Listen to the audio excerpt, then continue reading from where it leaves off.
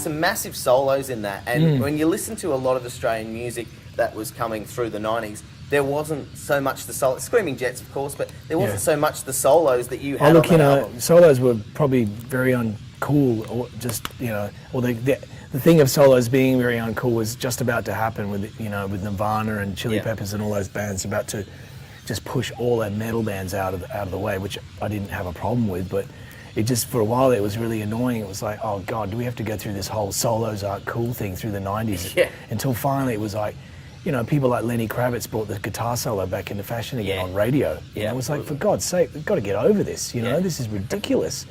Like, it's rock music, folks. It's got to have, whatever it needs. If it doesn't need a guitar solo, fine. If it feels like one is going to do something, do it. But there was a lot of gratuitous ones, I have to admit. What, for you? No, well, I'd hope not. But in music in general there through the 80s.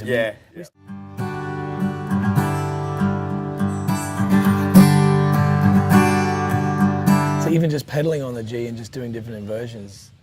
I grew up loving Van Halen, I think those first albums were incredible. Absolutely. They were an amazing rock band, But then it just got like, I remember looking in a magazine in Los Angeles in probably about 1988 and just seeing all these pictures of bands, and you could just cut them all out and just interchange them, and it wouldn't matter. They were all had lipstick, all hair out here, all with names like Pussycat something or other, Doll Face, blah, blah, blah. Yeah. And it was just this whole scene. It was like, then, Guns N' Roses emerged out of that with some really great songs, and they really stood apart of the pack because they were sort of a bit more real than the rest of them, but there was so much tripe, it really was. And it was time for a big flush, hit the button, whoosh, and that's what happened. And then the indie thing happened, but then it was like, oh, do we have to now we don't know how to play, great. Now rock is about not being able to play very well. Yeah.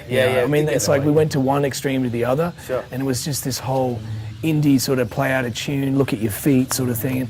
And I grew up, listening to my dad's jazz and playing cello and being, taught classical, and it's like, since when did music I don't think it should ever be an elite thing, but it shouldn't be like this whole thing about anti-playing. It's like, no, we should actually try to play our instruments as well as we can. Yeah, absolutely.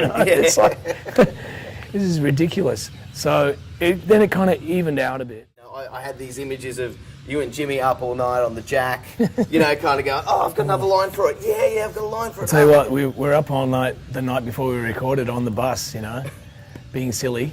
And then we had to go the next day and record. It was like, oh, geez, I wish I'd remembered that we had to get up and record this. Oh. You've led me on my path. Having said that, I don't know if I've got any songs in G. Really? I don't think so. Well, actually, still got a long way to go. Yeah, but that's capoed. Capoed so on it's fourth? actually in B, yeah. Yeah, right. G shape though.